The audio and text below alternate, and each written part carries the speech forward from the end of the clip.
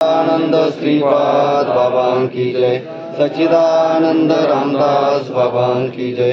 सब साधु संतान की जय। अवधूत चिंतन श्री गुरुदेव दत्त गोपाल कृष्ण भगवान की जय। जय हरी। सद्गुरु सच्चिदानंद जगद्गुरु सच्चिदानंद श्रीपाद बाबांचा 26वा पुण्यतिथी सोहळा आणि त्याचबरोबर अयोध्येमध्ये प्रभू रामचंद्रांचा प्राणप्रतिष्ठा सोहळा, त्याचबरोबर काल आपला झालेला दीपोत्सव सोहळा आणि त्या निमित्तानं आपली ही वैष्णव मेळावा आणि त्यातली आजची पहिली परिपाठातील सेवा आहे. बघा, काल दीपोत्सव झाला. याच्या अगोदर पण आपण दिवाळी साजरी करत होतो, पण ती दिवाळी आणि ही दिवाळी, कालची झालेली दिवाळीमध्ये जमीन आसमानचा फरक होता. ती दिवाळी एका घरापुरती मर्यादित होती. 2 दिवे लावले, 4 दिवे लावले, बस झालं. परंतु कालचा झालेला सण मात्र वैश्विक सण साजरा झाला होता. म्हणजे फक्त आपल्या इथेच झालाय, आपणच केलाय असं नाही, तर सर्व जगानं हा सण साजरा केलाय. आणि ही त्या जो मोदी साहेब आहेत त्याने बघा किती भोगशून्य आहे, त्याच्यामुळं हा सण आपल्याला साजरा करण्याची संधी उपलब्ध करून दिलेली आहे. तर त्या पर्वयोगातून आता हा आपला आजचा जी सेवा आहे त्याच्यातून बाबा एक विषय घेतलाय, सद्गुरु कृपा आणि दुःखाची निवृत्ती. जवळजवळ सर्वच माणसांना वाटतं, प्रत्येकालाच वाटतंय की माझ्या जीवनामध्ये दुःख कधी यायला नको, दुःखाचा लवले सुद्धा नको, दुःखाचा वारा सुद्धा लागायला नको, दुःखाचा अनुभव सुद्धा यायला नको. मला नेहमी सुखी आनंदी असावं असं प्रत्येकाला वाटतं. आणि वाटणं हे साहजिकच आहे, कारण ते त्याचे आतमधली ज्या आत्म्याची, त्या परब्रह्माची ती स्थिती आहे. मला आनंदी राहिलं पाहिजे आणि तो कसा घ्यायचा याची रीत बाबांनी आत्ताच आपल्याला दाखवून दिली, अनुभवाला आणून दिली. तो आपण ते आत्मसुख आत्मानंद आत्ताच घेत होतो. परंतु हा ठराविक वेळेपुरता न राहता अखंडपणे राहिला पाहिजे. आणि त्यासाठी महात्मे आपल्यावर कशी कृपा करतात आणि त्या कृपेचा आपल्याला कसा फायदा होतो, हे ज्या वेळेला खरं प्रत्यक्षानं अंतःकरणामध्ये उतरेल त्यावेळेला समजेल की आपल्यावरती काय कृपा केलेली आहे, महात्मे कशी कृपा करत राहतात आणि ती कृपा आता अखंडपणे कशी चालू आहे. भगवत ग्रंथामध्ये पाहिलं 12 प्रकाराने कृपा करतात. ते प्रकार पाहिलेत, पण अनुभव, हा अनुभव आपल्याला घ्यायचा, प्रत्यक्ष अनुभव घ्यायचा. कशी कृपा करतात आणि ती कशी अखंडपणे चालू आहे. बघा, प्रत्येक माणसाला दुःखाचा अनुभव आहे. दुःखाचा अनुभव कोणाला आला नाही असं कोणी नाहीये. जसं प्रत्येक माणसाला कशाचा ना कशाचा हा अनुभव येतच असतोय. अनुभव वाचून माणूसच नाहीये. आणि तो अनुभव येऊन त्या अनुभवातून माणूस काहीतरी शिकतोय. जसं समजा एखादी उष्ण पदार्थ आहे किंवा इंगळ आहे, इंगळ हातात घेतला काय होतं, भाजतंय. मग पुढच्या वेळेला आपण काय होतो, शहाणा होतो. मग त्याला परत हातात घेणार का, नाही घेत. का, अनुभवाला त्रास देते म्हणून. तसं म्हणजे त्या अनुभवातून तो शिकला आणि पुढच्या वेळेला माहीत पडतं हा इंगळ आहे, त्याच्याजवळ जाणार नाहीये. अनुभवातून शहाणा झाला. पण अनुभव घेऊन सुद्धा जर शहाणा होत नसेल तर मग तो माणूस म्हणून जगण्याच्या लायकीचा नाहीये.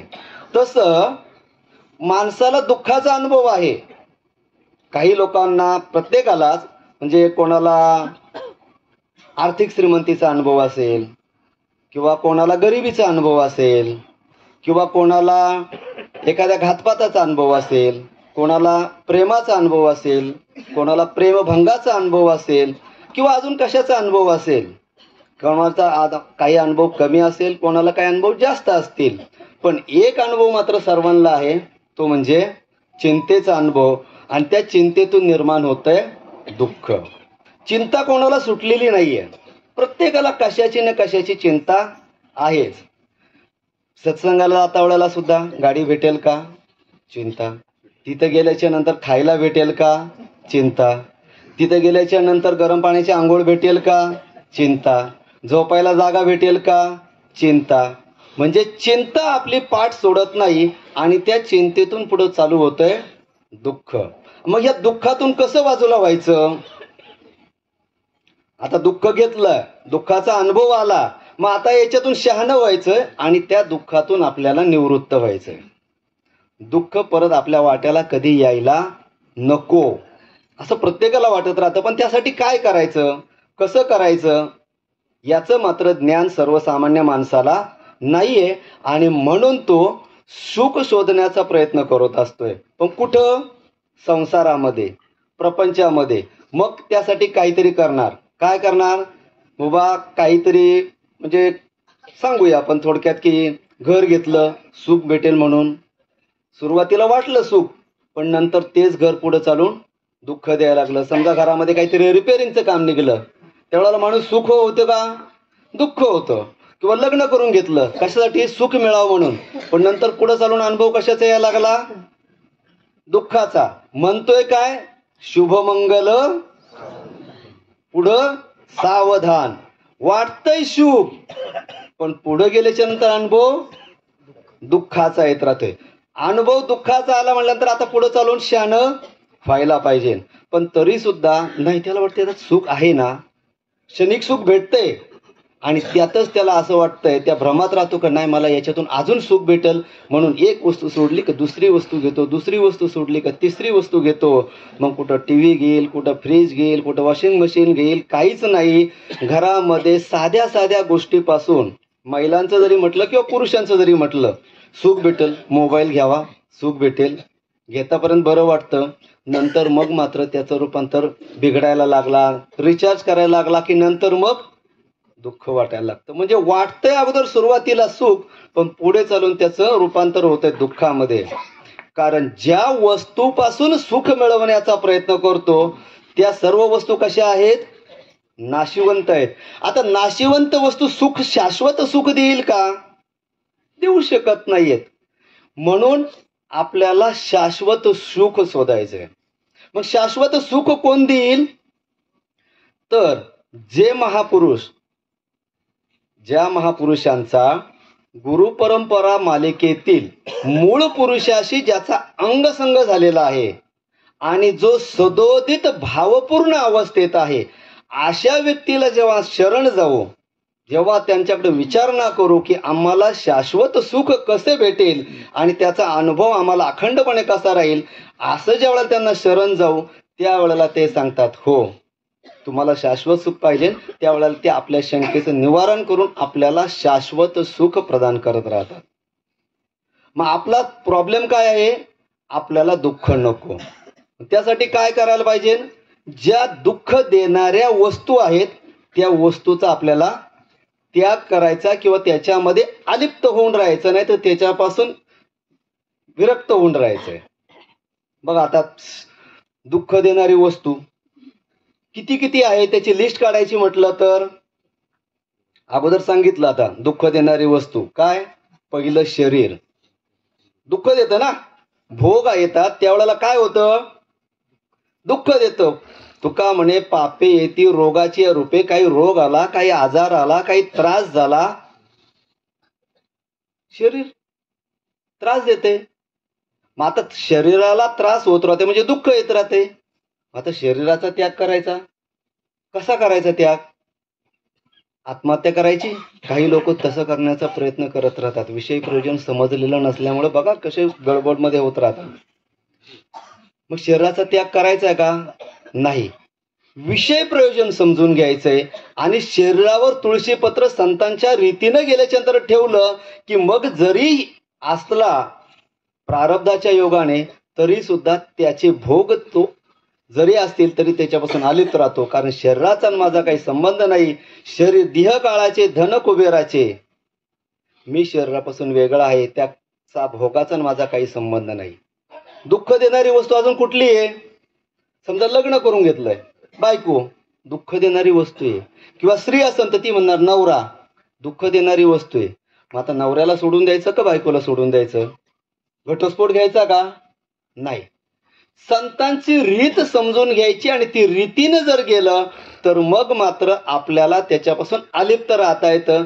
जर ती रीत अवगत करून नाही घेतली तर मग मात्र त्याच्यामध्ये राहून आपल्याला दुःखच प्राप्त होत राहणार आहे. दुःख आपली कधीही पाठ सोडणार नाहीये. मग दुःख देणारी वस्तू, ह्या दुःख देणाऱ्या वस्तू आपल्याकडे अशा किती किती येतात. आता समजा घर असेल, संसार असेल, प्रपंच असेल, गाडी असेल, बंगला असेल, काय वस्तू असतील, घरातील वस्तू असतील, प्रॉपर्टी असेल, पैसा असेल. पैसा जास्त कमवला, काल सांगितलं कीर्तनामध्ये, काय जास्त पैसा असला आणि मुलांनी तो पैशाचा वापर विनियोग जर व्यवस्थित रीतीने नाही केला तरी सुद्धा दुःख. आणि जर पैसा आपण चांगला कमवलाय आणि मुलगा जर चांगला निघाला तर तो आपला पैसा वापरणार नाही.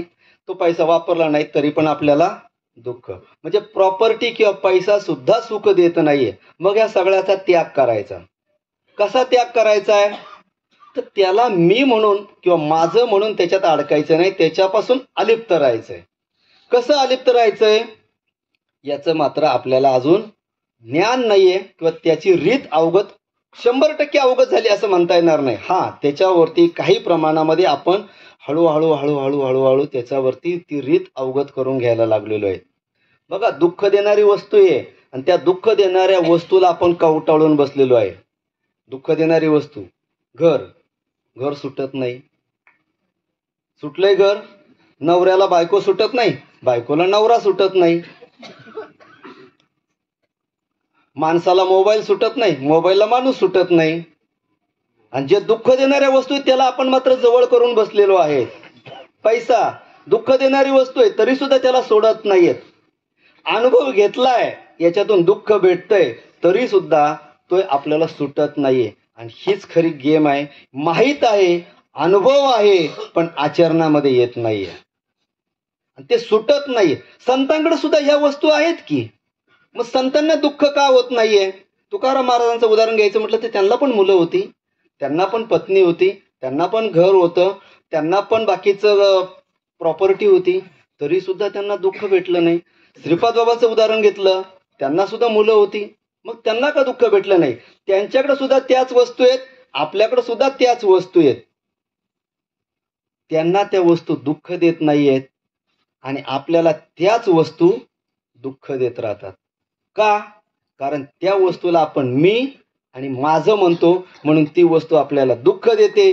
संत त्याच्यामध्ये असतात पण संत त्याला कधी म्हणत नाहीत मी आणि माझं, म्हणून त्या वस्तू त्यांना कधीही दुःख देत नाहीत. ती नेहमी सुखी असतात, आनंदी असतात, आत्मभावावरती असतात, म्हणून त्यांना कधी दुःख भेटत नाही. बघा, अगोदर म्हटलं की आपल्याला या वस्तू सुटत नाहीयेत. काही जण म्हणतील की नाही, बायको मला दुःख देत नाही, घर मला दुःख देत नाहीये किंवा संसार मला दुःख देत नाहीये. एक साधं उदाहरण सांगतो. आपली सावली पडते का नाही पडत? सावली पडते ना? कधी पडते? उजेडात असन तेव्हा सावली पडते का अंधारात असन तेव्हा सावली पडते? उजेडात असन तेव्हा सावली पडते. अंधारात असताना कोणाची सावली पडली का? नाही पडत. सावलीत निर्माण झाली कोणापासून? आपल्यापासून.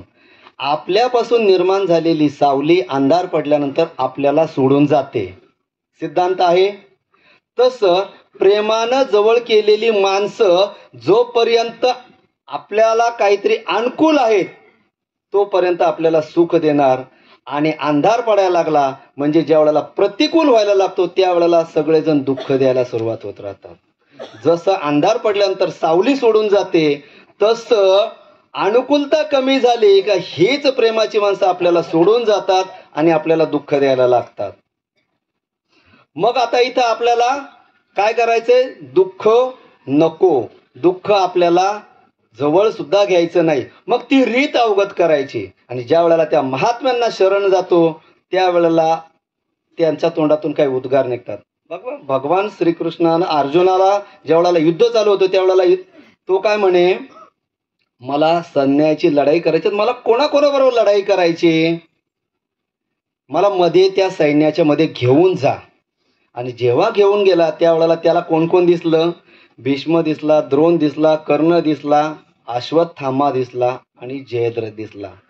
त्यावेळेला त्याच्या लक्षात आलं भीष्म त्याच्याकडे इच्छामरण आहे, तो लवकर मरणार नाही. कर्ण त्याच्याकडे कवचकुंडल आहे, तो मरणार नाही. जयद्रथाला मारायचं म्हटलं तर त्याला जो मारेल तो अगोदर मरेल हे होतं. आणि हे ज्या वेळेला शंका त्याच्यापुढे उपस्थित झाली त्यावेळेला मग तो नतमस्तक झाला.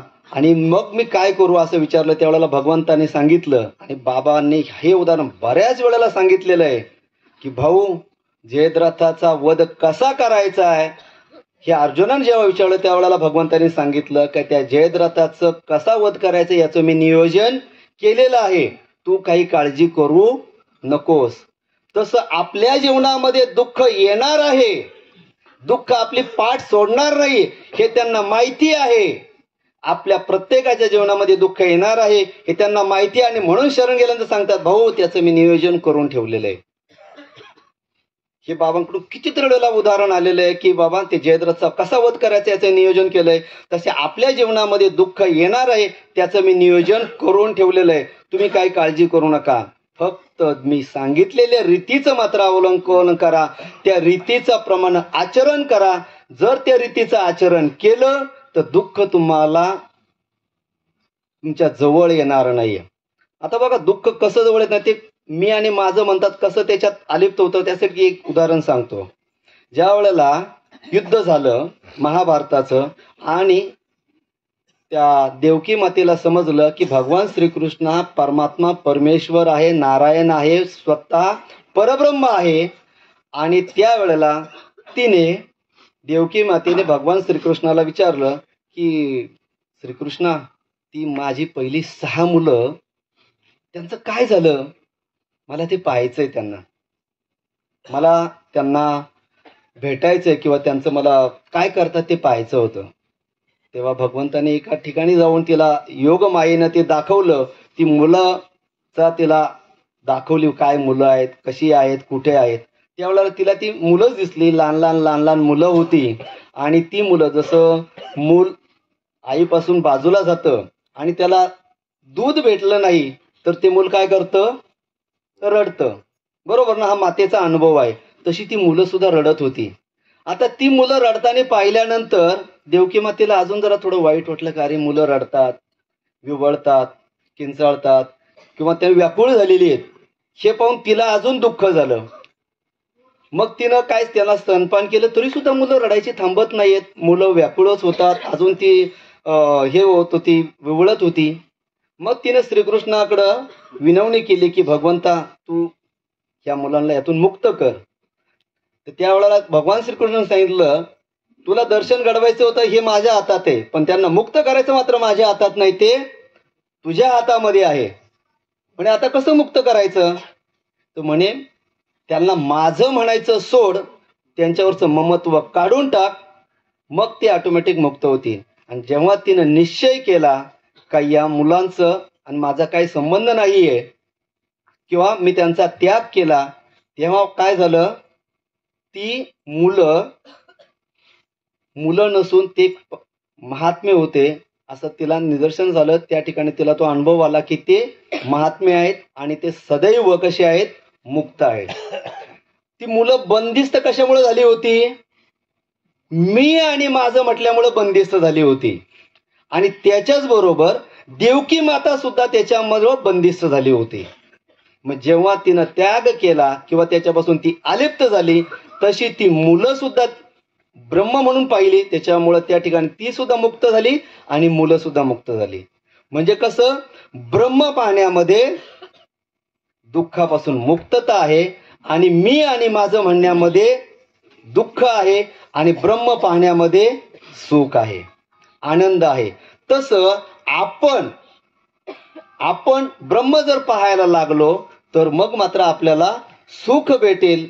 आणि जर वस्तू म्हणून पाहायला लागलो किंवा मी आणि माझं म्हणून पाहायला लागलो तर मग मात्र दुःखच दुःख आहे. मग रीत सांगितलेली महात्म्यांनी काय पाहायचंय, ब्रह्म म्हणून पाहायचंय. अजून एक उदाहरण आहे महाभारतामध्येच. ज्या वेळेला अभिमन्यूचा वध झाला आणि त्याचं पार्थिव घेऊन ज्या वेळेला पांडव आणि द्रौपदी शोक करत होते त्यावेळेला सुभद्रा सुद्धा तिथे होती, परंतु ती मात्र शोक करत नव्हती. पांडवांना वाटलं हिला खूप दुःख झालेलं आहे, त्याच्यामुळे हिचा कंठ फुटत नाहीये, ही रडत नाहीये. म्हणून तिनं पांडवांनी सांगितलं हिला कोणीतरी रडवा, पण सांगायचं कोणाला आता. मग तिचा भाऊ म्हणजे श्रीकृष्णाला सांगितलं की अरे कृष्णा बघ ती जरा रडत नाही, तिला खूप दुःख झालेलं आहे, तू तिला काहीतरी कर. तेव्हा भगवान श्रीकृष्ण तिच्याजवळ गेले आणि तिला विचारलं सुभद्रे तुला माहिती का काय झालंय. म्हणे काय झालंय. तर म्हणे नाही ते अभिमन्यूचा वध झालाय. हो म्हणे मला माहिती आहे. मग म्हणे तू रडत नाहीस. म्हणे त्यात काय रडायचंय. तेव्हा जे काही झालंय ते तुझ्या प्रयोजनानुसार झालेलं आहे, त्याच्यामध्ये माझा रडण्याचा काही संबंध येत नाहीये. म्हणजे ज्या वेळेला तिला भगवंताचं प्रयोजन समजलं तेव्हा दुःख वाटलं नाही. इथं सिद्धांत काय आहे, जेव्हा विषय प्रयोजन समजेल तेव्हा आपल्याला सुद्धा दुःख वाटणार नाही. पण जर विषय प्रयोजन समजलं नसेल, कर्माचा संबंध समजला नसेल, चांगला आणि बारीक विचार झाला नसेल, तर मग मात्र आपल्याला दुःख सोडत नाही. मग आपल्याला दुःखाचा अनुभव येतोय का. जर येत असेल तर आपल्याला विषय प्रयोजन अजून पूर्ण समजलेलं नाही, कर्माचा संबंध समजलेला नाही, बारीक आणि चांगला विचार झालेला नाही, आणि दुसरी गोष्ट आपण त्याच्याकडे ब्रह्म म्हणून पाहिलेलं नाहीये. हे आपल्याला त्यातून निघलेला सिद्धांत आहे. मग आपल्याला ब्रह्माचा अनुभव येतोय का, म्हणजे सुखाचा अनुभव येतोय का दुःखाचा अनुभव येतोय. जो सुखी आहे त्याला ब्रह्माचा अनुभव येणार, आणि जो दुःखी आहे त्याला ब्रह्माचा अनुभव येणार नाही. आपण म्हणतोय नाही मला तर ब्रह्माचा अनुभव येतोय, ब्रह्माचा अनुभव येतोय म्हणतोय आपण, नाही मला ब्रह्माचा अनुभव येतोय. मग बायको बरोबर कशाला भांडता, त्याच्याकडे ब्रह्म म्हणून पाहिलं का. नवऱ्याबरोबर कशाला भांडता, मग मागणी कशाला करता, मला हे पाहिजे ते पाहिजे अमुक पाहिजे. म्हणजे म्हणतोय एक, ओठावर आहे एक, पण पोटात वेगळं आहे. म्हणजे हे ब्रह्म म्हणायचं याची माहिती झालेली आहे, पण त्याचं माहितीचं रूपांतर ज्ञानामध्ये अजून पूर्णपणे झालेलं नाही. आणि ते ज्ञानात न झाल्याच्यामुळं फक्त माहितीच आहे म्हणून ते आपल्याला अजून दुःख देते. माहीत झालेले आपल्याला हा हे असं असं आहे. अशा बऱ्याच गोष्टी इतक्या ज्या आपल्याला दुःख देत राहतात.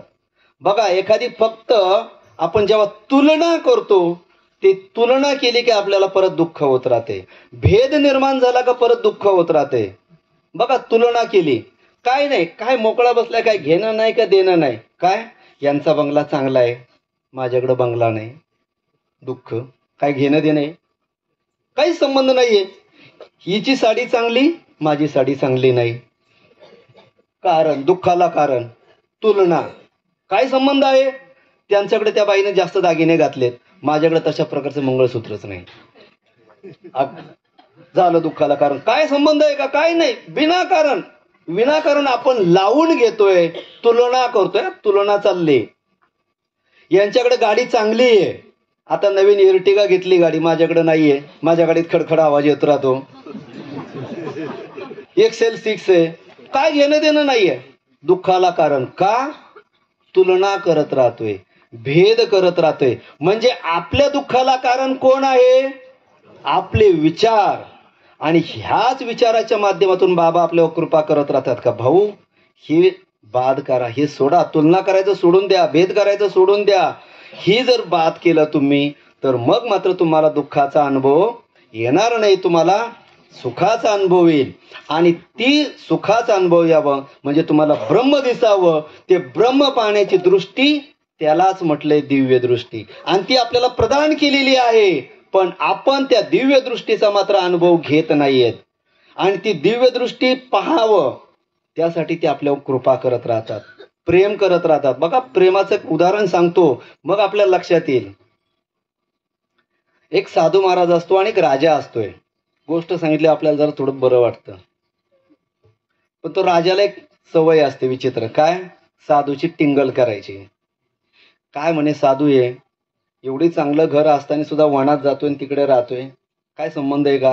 किंवा घरात चांगलं प्यायला खायला प्यायला भेटतंय आणि तिकडे डोंगरावरती जातं आणि तिकडं काहीतरी अजून वडापाव काहीतरी खात राहतंय.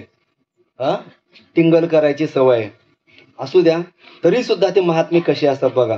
त्यांना माहिती आहे जर ते महात्मे सुद्धा सिद्धोबावर जातात, गोशाळेत जातात, पांडवकड्यावर जातात, जरांगेश्वरमध्ये जातात, चिंतन करतात, मनन करतात आणि त्या महात्म्याशी सदोदित भावपूर्ण अवस्थेत असल्यामुळं त्या महात्म्याकडून त्यांना प्रेम भेटतं आणि त्या प्रेमाचा हे म्हणून त्यांना जो अनुभव येत राहतो त्या अनुभवाचं एक फळ भेटतं. थोडक्यात त्याला आपण म्हणून एक आंबा भेटला आणि तो आंबा ते त्या राजाला देतात.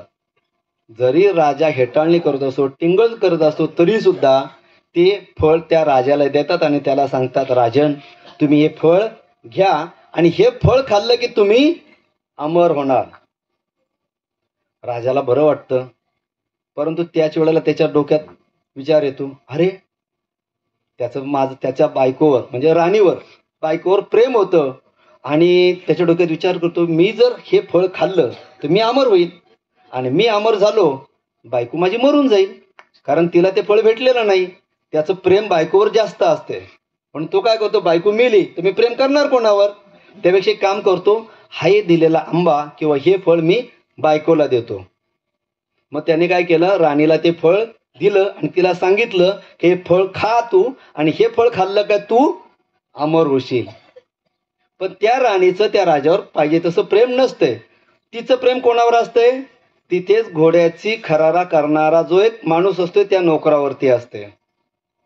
ती काय करते, ती सुद्धा हाच विचार करते, हे फळ खाल्लं तर मी अमर होईल, पण ज्याच्यावर प्रेम करतोय तो मात्र मरून जाईल. मग मी ते फळ खाऊन काय उपयोग आहे, त्यापेक्षा एक काम करू, ह्या नोकराने जर फळ खाल्लं तर चांगलं आहे. का, प्रेम असते. त्या प्रेमामुळे ती राणी काय करते, ते फळ कोणाला देते, त्या नोकराला देते. आणि तो नोकर सुद्धा असाच असतो, त्याचं सुद्धा राणीवर प्रेम नसते, पण तरी सुद्धा राणी साहेब हे साहेब म्हणत असतो, का तर त्याला नोकरी टिकवायची असते. आणि त्याचं प्रेम कोणावर असते, त्याच राजवाड्यामध्ये एक असणारी दासीवरती किंवा नोकरानीवरती. बघा, ती काय करतो, ते फळ घेतो, तो सुद्धा विचार करतो की अरे मी फळ खाल्लं तर मी अमर होईल, पण मी जिच्यावर प्रेम करतोय ती मरून जाईल. मग मी काम करतो, ते फळ घेतो आणि त्या नोकराणीला देतो. तिनं त्या फळ घेतलं आणि त्या नोकराणीला दिलं.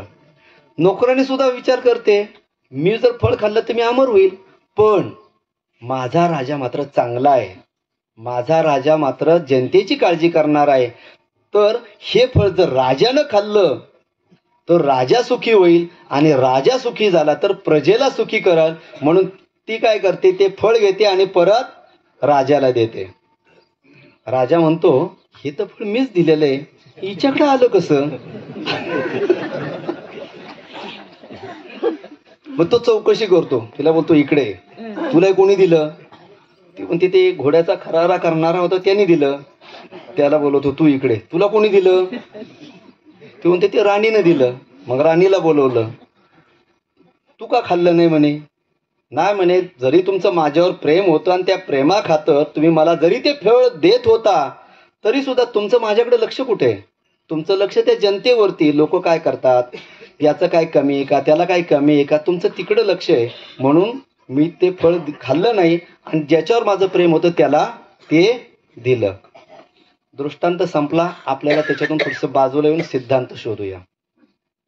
प्रेम वाया कसं जातं, प्रेमाचा विनियोग झाला नाही तर प्रेम कसं वाया जातं बघा. त्या साधू महाराजाचं प्रेम कोणावर होतं, राजावर होतं. राजानं जर फळ खाल्लं असतं तर राजा काय झाला असता, अमर झाला असता. त्या साधू महाराजानं केलेलं प्रेम त्या राजावरचं वाया गेलं. राजानं महाराणीला ते फळ दिलं, राणीनं खाल्लं असतं, राणी सुद्धा अमर झाली असती. राजाचं सुद्धा प्रेम वाया गेलं. त्या राणीनं जर ते फळ त्या नोकराला दिलं, नोकराने खाल्लं असतं तर नोकर सुद्धा अमर झाला असता. तिथं सुद्धा प्रेम वाया गेलं. त्या नोकरानीनं खाल्लं असतं तर नोकरानी सुद्धा अमर झाली असती, तरी ते तिथं सुद्धा ते प्रेम वाया गेलं. म्हणजे जिथून आलं ते फळ परत तिथेच गेलं. बघा, म्हणजे प्रेम वाया गेलं. दुसरं, ज्या प्रेमाचा जो परिणाम होणार होता, ते फळ खाल्लं असं अमर होणार होता, ते पण वाया गेलं. आता थोडं आपल्याकडे येऊया. त्या महात्म्यांनी आपल्यावर कृपा केली. काय? दिव्य दृष्टी. आता दिव्य दृष्टी म्हणजे ह्या भिंतीच्या पलीकडे काय चाललंय ते दिसावं, किंवा डोंगराच्या पलीकडे काय चाललंय ते दिसावं, किंवा 2 वर्षांनी, 5 वर्षांनी, 10 दिवसांनी मी कधी मरणार आहे हे समजावं, किंवा माझ्या भविष्यामध्ये काय गोष्टी होणार आहेत ह्या समजावं. याला दिव्य दृष्टी म्हटलेलं नाहीये. ब्रह्म पाहण्याची दृष्टी म्हणजे दिव्य दृष्टी. तर त्या महात्म्यांनी आपल्याला ती दिव्य दृष्टी दिलेली आहे. आणि ती दिव्य दृष्टी देऊन सुद्धा त्यांनी जे दिलेलं फळ आहे, त्यांनी केलेलं आपल्यावर ते प्रेमाचा जो वर्षाव आहे, तो जर आपण घेतला नाही तर काय होते बघा. त्यांनी फळ दिले. काय फळ दिलंय? पहाटेच्या ब्रह्ममुहूर्तावरती भजन चिंतन करा. हे त्यांनी केलेल्या चिंतनाचा किंवा त्या महात्म्यानं, श्रीपाद बाबानं, त्या प्रब्रह्मानं दिलेलं जे फळ आहे, ते फळ त्यांनी स्वतःसाठी ठेवलेलं नाहीये. महात्मे कसे असतात बघा, त्यांनी स्वतःसाठी ठेवू शकले असते ना. ही रीत आपल्यासाठी का उपलब्ध करून दिली? जसं त्या साधू महाराजांनी फळ स्वतः खाऊ शकले असते, पण तरी सुद्धा प्रेमापोटी राजाला दिलं, तसं त्या परब्रह्मानं दिलेलं फळ त्या भावपूर्ण सदोदित असल्यामुळं त्यांनी ते फळ आपल्यासाठी उपलब्ध करून दिलं. आता ते फळ जर आपण घेतलं, फळ जर आत्मसात केलं, फळ खाल्लं, तर आपण अमर होणार. म्हणजे भजन चिंतन जर केलं तर आपण त्यांनी सांगितलेल्या अवस्थेला म्हणजे आपण अमर होणार. अमर म्हणजे कसं? मी ब्रह्म आहे या भावावरती येणार. आणि ब्रह्म कधी मरतं का? ब्रह्म मेलय का? ह्या भावावरती काय केली? कृपा केली. बघा कृपा कशी केलेली आहे. दिली केली का नाही कृपा? बरेच लोक भेटतात, पाहतात आणि बाबांपुढे एक विचारणं होते, बाबा आमच्यावर जरा कृपा करा ना. प्रत्येकाला मनातून वाटतं ना, बाबांनी माझ्यावर कृपा करावी, माझं सगळं दुःख घालवावं, माझ्या जीवनामध्ये आलेल्या सगळ्या समस्या सोडवाव्यात, असं प्रत्येकाला वाटतं. मनामध्ये असतंय, पोटात असते, फक्त ओठावर येत नाही, आतमध्ये मात्र असतंय. आणि ही आपली समस्या जाणून ते आपल्यावर कृपा केलेली आहे. भाऊ तू ब्रह्म आहेस, ब्रह्माला दुःख होत नाहीये. कृपा केली, पण कृपा आपण आत्मसात केलेली नाहीये. त्याने कृपा केली नसती तर, आपल्याला जर ही रीतच अवगत करून दिली नसती तर, फळाचं चाललंय हा आपलं. अशी किती फळं दिलेत आपल्याला. विश्वकल्याण कार्याला लावलंय, होतं का आपल्या डोक्यामध्ये? नव्हतं. फळ तिथं गेल्याच्यानंतर तुमचं इकडून निर्धारित कर्म कसं होईल? फळ. गोमाता पालन करा, फळ. बघा त्यांना भेटलेला तो अमृताचा ठेवा त्यांनी आपल्यासाठी उघडा करून दिलेला आहे. आता ह्याची जर आपल्याला कदर नसेल तर, ह्या प्रेमाचे आपल्याला आदर नसेल तर, त्यांनी प्रेम केलेलं आहे. जसं त्या राणीनं, त्या राजानं, त्या याने केलेलं प्रेम वाया गेलं, तसं हे आपल्यावर केलेलं प्रेम वाया जाईल. आणि हे केलेलं प्रेम जर वाया जात असेल तर संत सुखी होतील का? त्यांना त्याचं काय वाटणार नाहीये, कारण ते परब्रह्म आहेत. त्यांना दुःख होणारच नाहीये, दुःख त्यांच्या जवळच येणार नाहीये. पण आपण मात्र वंचित राहू शकतोय. मग याची आपल्याला कदर केली पाहिजे, याचा आपल्याला आदर केला पाहिजे. पण कसं आहे माहिती आहे का, आपल्या माणसाचं, सर्वसामान्य माणसाचं, आपण जी वस्तू दिसते त्याच्यावर विश्वास ठेवतो, आणि जी वस्तू दिसत नाहीये त्याच्यावर मात्र विश्वास ठेवत नाहीये. बघा त्यांनी कृपा केली, दिसली आपल्याला, म्हणून आपल्याला त्याची कदर करत नाहीये. आता आपण खाल्लो, काल खाल्लं, खाल्ल्यानंतर शरीरामध्ये रक्त तयार होणार आहे, दिसतंय का? नाही दिसत. मग त्याच्यावर शंका घेतली तर काय रक्त तयार व्हायचं थांबणार आहे का? रक्त तयार होणारच आहे. जर आपण खाल्लंय त्याच्यापासून ऊर्जा निर्माण होणार आहे, तसं जर त्याच्यावर शंका घेतली तर ऊर्जा निर्माण व्हायचं थांबणार आहे का? नाही थांबणार. तसं त्यांनी केलेली जी कृपा आहे, ती कृपेवर जर आपण शंका घेतली तर, आणि जर आत्मसात केली तर ऊर्जा तयार होणार आणि ऑटोमॅटिक विश्वकल्याण कार्याला लागणारच आहे. का लागलोय आपण बरं विश्वकल्याण कार्याला? का लागलोय गोमातेसाठी? का बरं देव देश धर्मासाठी आपण एक झटतोय? बाबांनी आपल्यामध्ये ती ऊर्जा टाकलेली, ती उर्मी टाकलेली आहे. हे त्या प्रेमाचा अनुभव आहे. आता त्या प्रेमाची ऊब आपल्याला घ्यायची, आणि जो ऊब घेतोय ते ऊब घेण्यासाठी धडपडतात. म्हणून तुम्ही मंडळी, विश्वात्मकी देवी मंडळी एवढ्या थंडीमध्ये एवढ्या लांबून येऊन त्या प्रेमाची, त्या महात्म्याच्या कृपेची ऊब घेण्यासाठी धडपडत आहे. म्हणून इथे येऊन बसलेला आहात ना. ही त्या महात्म्याने आपल्यावर केलेली कृपा आहे. पण कृपा कशी केली हे मात्र समजून दिलेलं नाहीये. बघा कशी कृपा केलेली. आता बरेच लोक बोटात अंगठी घालतात आणि त्या अंगठी कशाची असते? सोन्याची. आणि त्या अंगठीमध्ये जर हिऱ्याचा खडा असेल तर हिरा पण शोभून दिसेल आणि अंगठी पण शोभून दिसेल. पण त्या हिऱ्याला शोभा कोणामुळे आलेली आहे? अंगठीमुळे आलेली आहे. हिऱ्याने हे विसरता कामा नाही का मला पकडून कोणी धरले? अंगठीनं पकडून धरलेलं आहे. आणि जर मी तसाच बाजूला गेलो असतो तर पडलो असतो कुठंतरी एखाद्या डोंगरामध्ये, एखाद्या कुठंतरी याच्यामध्ये पडलो असतो, कुठल्या तरी याच्यात पडलेलो असतो. म्हणून जरी आपल्याला ह्या स्थितीला आणलेलं आहे तर हे विसरून जमणार नाही का ज्यांनी मला पकडून धरलंय, ज्यांनी माझ्यावर कृपा केलेली आहे, ज्यांनी मला सांभाळलंय, त्याला विसरून मात्र जमणार नाही. आणि हेच गुरु शिष्याचा संबंध आहे. त्या अंगठीमुळं हिऱ्याला शोभा, हिऱ्यामुळं अंगठीला शोभा, गुरुमुळं शिष्याला शोभा आणि त्यांच्या कृपेमुळं आपल्याला शोभा आहे. नाही तर आपल्याला कोणी विचारलं असतं, कोणी जवळ केलं असतं? आपली घरातली बायको जिथे आपल्याला जवळ करत नाही, जिथे आई वडील सुद्धा काही झालं तर आपल्याला थोडंसं हे करत राहतात, आपल्याकडून झालेले किती प्रमाद असून सुद्धा आपल्याला जवळ केलेलं आहे.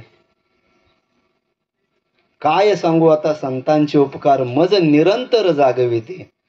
बघा आता बघा याचा परिणाम काय होत राहतोय. अगोदर काय सांगत होतो, दुःख आपल्याला भोगायला आलंय. कशाचा परिणाम आहे हा दुःख? कशाच्या परिणामामुळे आपण दुःख भोगतोय आणि कशाच्या परिणामामुळे दुःखापासून अलिप्त राहायचंय? संतांची रीत इतकी बारीक, इतकी सूक्ष्म, पण इतकी महान आणि इतकी विशाल आहे की त्याचा अनुभव आणि त्याचा विचार सुद्धा आपण करू शकत नाहीये. मन, इंद्रिय, ज्ञानेंद्रिय असेल, मग कर्मेंद्रिय असेल, मन असेल, बुद्धी असेल आणि नंतर आत्मा, अशी सिक्वेन्स आहे ना. आत्म्याचं कवच कोण आहे? मन आत्म्याचं कवच आहे. आणि मनावर जर संस्कार झाले तर ते मन झालेले संस्कार ग्रहण करतं आणि जेव्हा शरीर गळून पडतं त्यावेळेला त्या मनावर झालेले संस्कार मन पुढच्या जन्मात घेऊन जातं आणि तिथे ओपन करतं आणि तिथे त्याचा तो अनुभव आणून देत राहतो. कसं आहे बघा, आता समजा एक अनुभव घ्यायचा, आपण डोळे बंद करायचे, कानानं काही ऐकायचं नाही, नाकानं वास घ्यायचा नाही आणि मिरची खायची. अनुभव येईल की नाही येणार? येईल की नाही येणार? समजा आता तिथे सुगंध लावला होता, कापूर लावला, डोळे बंद आहेत, ऐकलेलं सुद्धा नाहीये, चव सुद्धा घेतलेली नाहीये, पण तरी सुद्धा वासाने समजलं. का समजलं? मिरची आहे म्हणून. का समजलं? हा कापूर आहे म्हणून. कशाचा परिणाम आहे हा? कारण अगोदर आपण त्या मिरचीची चव घेतलेली आहे, त्याची ती मेमरीमध्ये स्टोअर झालेली आहे. त्याच्यामुळं पुढच्या वेळेला अनुभव येतो, नाही मिरचीच आहे, नाही साखरच आहे, नाही कापूरच आहे, नाही ती तुरटीच आहे. का? आतमध्ये फिट झालेला आहे, सेव झालेला आहे अंतःकरणामध्ये. का हा कशाचा परिणाम आहे? बरोबर. तसं आता हा अनुभव आपण कशाचा घेतोय? दुःखाचा. मागच्या जन्मामध्ये आपल्या मनावरती, आत्म्यावरती संस्कार कशाचे झालेले आहेत? दुःखाचे झालेत. म्हणून त्याचा परिणाम म्हणून ह्या जन्मामध्ये आपल्याला दुःखाचा अनुभव येत राहतोय. मग आता ह्या जन्मामध्ये कशाचे संस्कार करायचेत? दुःखाचे संस्कार करायचेत का ब्रह्माचे संस्कार करायचेत? सुखाचे संस्कार करायचेत की दुःखाचे संस्कार करायचेत? ह्या जन्मामध्ये येऊन कशाचे संस्कार करायचेत? तर भाऊ तुम्ही ब्रह्म आहात, हे आत्माचे संस्कार करायचेत, सुखाचे संस्कार करायचेत, आनंदाचे संस्कार करायचेत. आणि तिथेच बाबा म्हणायचे, भाऊ इंद्रियांना वळण लावा. काय? प्रत्येक ठिकाणी ब्रह्म आहे याचा तुम्ही अनुभव घ्या. आणि याचा जर अनुभव घेतला तर पुढच्या जन्मामध्ये तुम्हाला सगळे ब्रह्माचे संस्कार उदयास येणार आणि तुम्ही त्या ठिकाणी ब्रह्माचा अनुभव घेत राहणार. म्हणून महात्मे मागच्या जन्मामध्ये सुद्धा त्यांच्या अवतारामध्ये सुद्धा त्यावेळेला त्यांच्यावरती ब्रह्माचे संस्कार होते. ह्या जन्मामध्ये सुद्धा ब्रह्माचे संस्कार आहेत, पुढच्या जन्मामध्ये ब्रह्माचे संस्कार आहेत. म्हणून ते सदैव ब्रह्मच आहात. आपल्यामध्ये मात्र ती कमतरता आहे, तो थोडासा एरर आहे. मॅन टेन्स टू गॉड, ती थोडीशी जी कमतरता आहे ती कमतरता घालवायची आणि त्या ठिकाणी ब्रह्माचे संस्कार करून घ्यायचे. कशाचे संस्कार करायचे बघा. डोळे तुम्ही घ्या रे सुख, पहा माझ्या विठोबाचे मुख. पुढं काय सांगितले? तुम्ही ऐका रे कान, माझ्या विठोबाचे गुणगान. म्हणजे डोळ्यावर संस्कार करा, कानावर संस्कार करा, हातावर म्हणजे इंद्रियांवर संस्कार करा, तुमच्या जिभेवर संस्कार करा, तुमच्या नाकावर संस्कार करा, तुमच्या कानावर संस्कार करा, म्हणजे या पाचही ज्ञानेंद्रियावर संस्कार करा. कसे संस्कार करायचे आपल्याला रीत नाही. आणि ती रीत मात्र इथे आपल्याला महात्मे समजावून सांगतात की ह्या पद्धतीनं जर गेला तर मग मात्र तुम्हाला त्या इंद्रियांना असे संस्कार जर केले तर तुम्हाला पुढच्या जन्मामध्ये ब्रह्माचे संस्कार उदयाला येणार आहेत. म्हणून मागच्या वेळेला बाबा सांगत होते की तुम्ही मागं कोण होता? माकड होता. माकडापासून माणूस झाला. सगळीच माकडं माणसं झाली नाहीत. काल बाबांनी सकाळी प्रास्ताविकमध्ये विषय घेतला होता. ज्या माकडाला वाटलं मी माणूस व्हावा त्याच माकडाचा माणूस झालाय. नाही तर अजून पण आहेत ना माकडं, बरीचशी आहेत ना. सगळीच माकडं झालेत का माणसं? नाहीच. तसं जी माणसं माकडापासून माणूस बनलाय ती सगळीच माणसं देव झालेत का? ठराविक माणसाला वाटलं की मी देव व्हावा, ती देव ह्या स्थितीला जाणार आहेत. तुम्हाला वाटलं ना देव व्हावं म्हणून तुम्ही इथं आलाय ना, तो विचार मनामध्ये टाकला. आता आपल्याला तो विचार पुढे न्यायचा आहे. मग जो विचार आपण आतमध्ये टाकू मला देव व्हायचा आहे, म्हणजे त्यासाठी असणाऱ्या सगळ्या त्रुटी काढायच्यात आणि त्रुटी काढल्यानंतर मग उरेल तो परब्रह्म केवळ. आणि तो मात्र आपल्याला त्या ब्रह्माचे संस्कार करून घेण्यासाठी ही व्यवस्था केलेली आहे. हा महावैष्णव मेळावा केलेला आहे. आणि मग तो आनंदाचा सोहळा, जसा तो काल दीप उजळला होता तसा तो आपल्या क्षणामध्ये दीप उजळत राहणार आहे. म्हणून ती महात्म्य आपल्या कृपा करत राहतात. आणि ती कृपा एका क्षणापुरती एका दिवसापुरती नाही आहे. जसं सूर्याचे किरण अखंडपणे चालू आहेत, जरी रात्र आहे तरी सुद्धा सूर्य मात्र तळपत आहे. आपल्यावर तो उजेड नाहीये, परंतु तरी सुद्धा बाबा सांगतात की ज्या वेळेला भजन चिंतन करतात त्यावेळेला मूलाधार चक्रावरती सूर्याची किरण परत राहतात. अंधार आहे तरी सुद्धा सूर्याची किरण जात राहतात. तो विषय थोडा वेगळा येत राहतोय तरी सुद्धा त्या ठिकाणी सूर्याची कृपा होते. तसं ह्या ठिकाणी सुद्धा महात्मे आपल्यावर कृपा करत राहतात आणि त्याचा आपल्याला तो अनुभव आणून देत राहतात. मग आपल्याला काय व्हायचंय? ब्रह्माचे संस्कार करायचे. मग काही गोष्टी आपल्याला अडथळा करत राहतात आणि काही गोष्टी आपल्याला पुढे घेऊन जातात. बघा कशा अडथळा करत राहतात. आपल्याला त्यापासून ब्रह्म आपल्याला दिसलं पाहिजे. आपला मूळ उद्देश काय? आपल्याला ब्रह्म दिसलं पाहिजे, ब्रह्माचा अनुभव आला पाहिजे. त्यासाठी अजून एक सांगितलेले बघ बाबांनी नेहमी सांगतात, भाऊ काम करता वेळेला कसं करायचं? हिरो सारखं. आणि काम झाल्यानंतर कसं व्हायचं? झिरो सारखं. मंदिर बांधताना मात्र काम कसं करायचं? माझं काम आहे हिरो सारखं करायचं. म्हणजे काम करताना कामात राम आहे म्हणून करायचं. कामात राम आहे म्हणजे तिथं तनु मनो जीवे असं काम करा. आणि काम झाल्याच्या नंतर मात्र बाजूला व्हा. तुम्ही प्रकाशामध्ये येऊ नका. कार्य मात्र प्रकाशात असलं पाहिजे आणि तुम्ही मात्र अंधारामध्ये असलं पाहिजे. आता रात्र आहे, समजा आपल्याला रस्त्याने जायचंय आणि हातामध्ये बॅटरी दिली उजेड पाडण्यासाठी. तो उजेड आपण कोणावर पाडतो? रस्त्यावर उजेड पाडतो का आपल्या तोंडावर उजेड पाडतो? रस्त्यावर उजेड पाडतो ना. कशासाठी? आपल्याला रस्ता दिसला पाहिजे का रस्त्याला आपण दिसलं पाहिजे? आणि जर समजा तोंडावर प्रकाश पाडला तर आपल्याला रस्ता दिसेल का? नाही दिसणार ना. आपल्याला काय दिसलं पाहिजे? रस्ता दिसला पाहिजे. म्हणजे फोकस कुठं पडला पाहिजे? कार्यावर प्रकाश फोकस आला पाहिजे, प्रकाश तिथं पडला पाहिजे. तसं कार्यावर प्रकाश टाकायचा आहे, आपल्यावर प्रकाश टाकायचा नाहीये.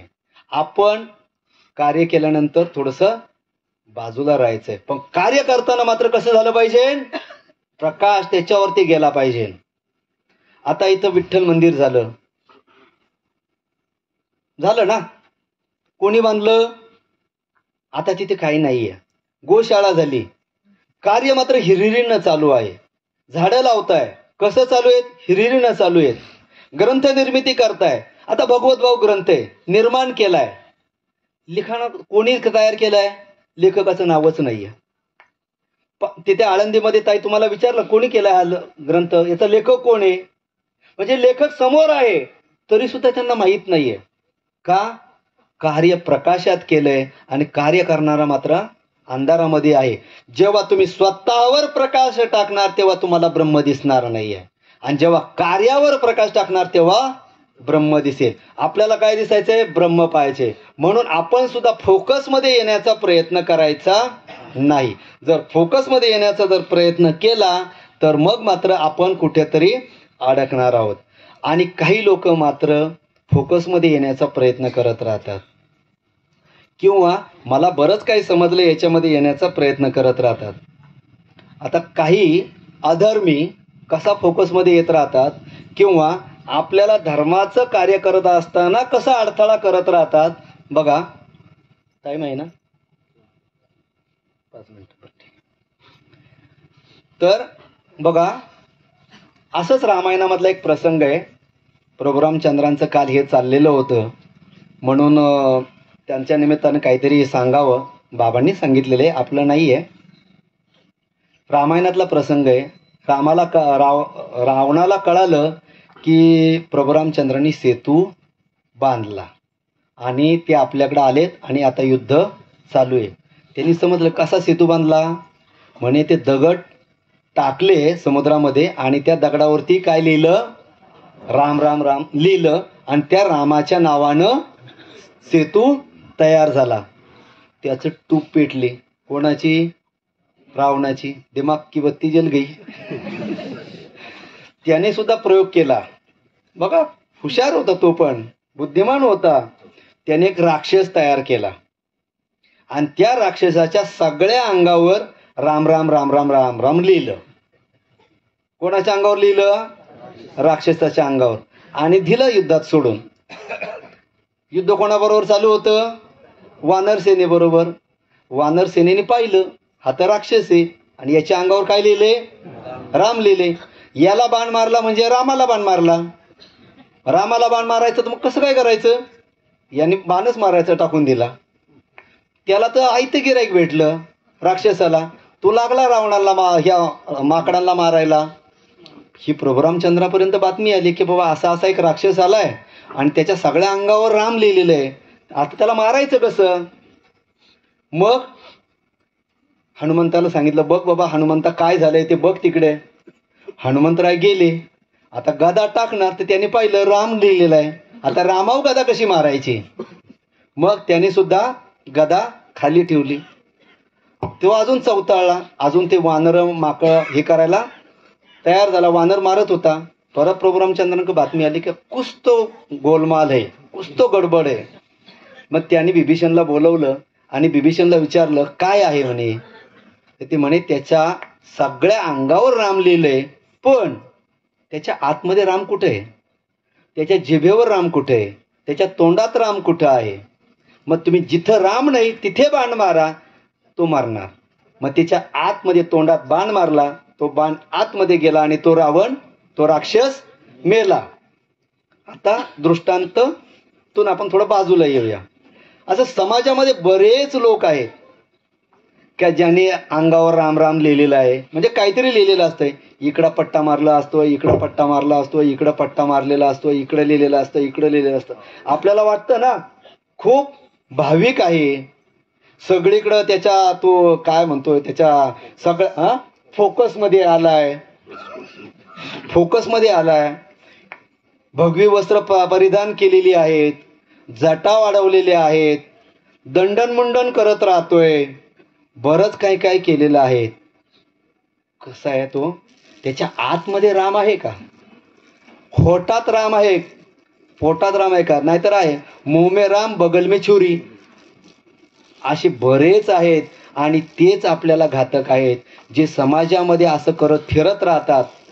म्हणजे काही लोक म्हणतात राम राम, पण काम मात्र रावणाचं करत राहतात.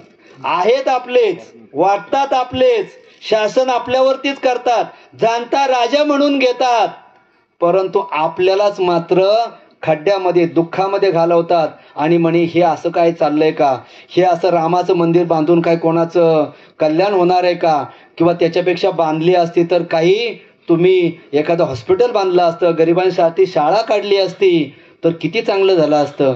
हे मंदिर बांधून काय कोणाचं भलं होणार आहे का. मग असा प्रश्न राहतो. बोलू नाही.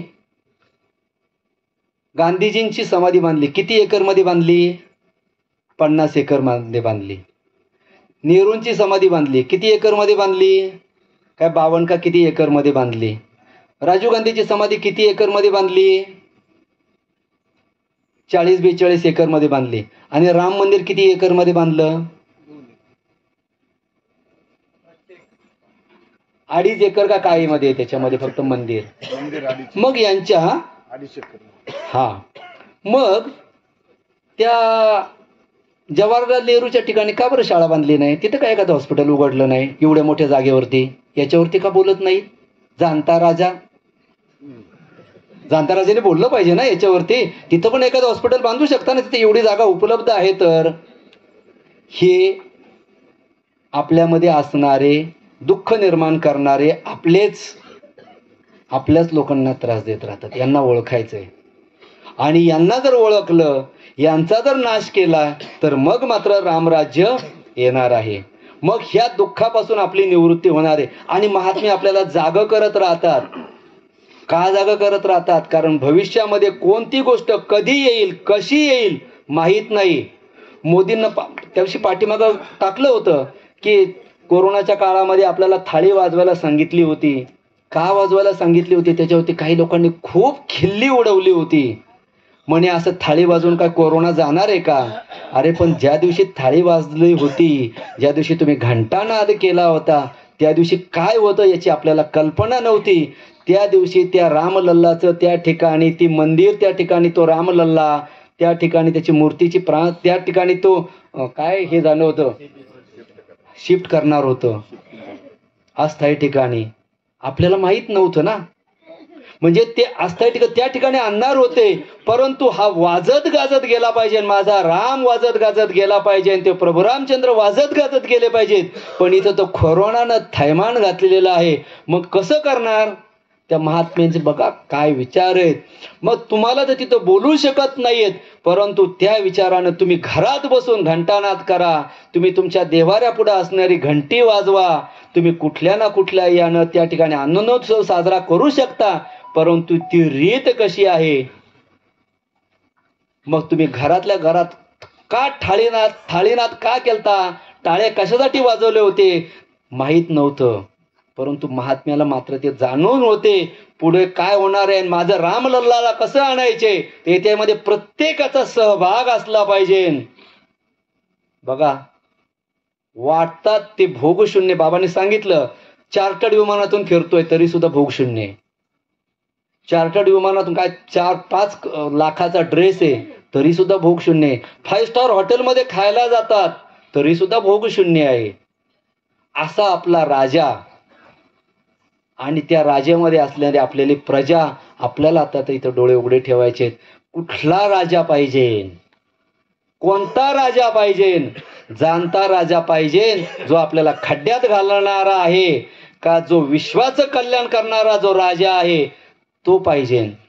तर इथे आपल्याला त्या जाणता राजाची ओळख करून दिली आपल्याला. म्हणजे महात्म्यांच्या मार्गदर्शनाखाली असेल तर मग मात्र सगळ्या गोष्टी कळत राहतात, सगळ्या गोष्टीचा उलगडा होत राहतो आणि आपली दुःखाची निवृत्ती होत राहणार. ही महात्म्यांची कृपा आपण संपादन करायची आणि ती कृपा संपादन तुम्ही लोकांनी केलेली आहे, म्हणून तुम्ही इथे आलेला आहात. एवढ्या थंडीमध्ये सुद्धा तुम्ही थंडी वाजून न घेता तुम्ही ब्रह्ममुहूर्तावरती चिंतन करताय.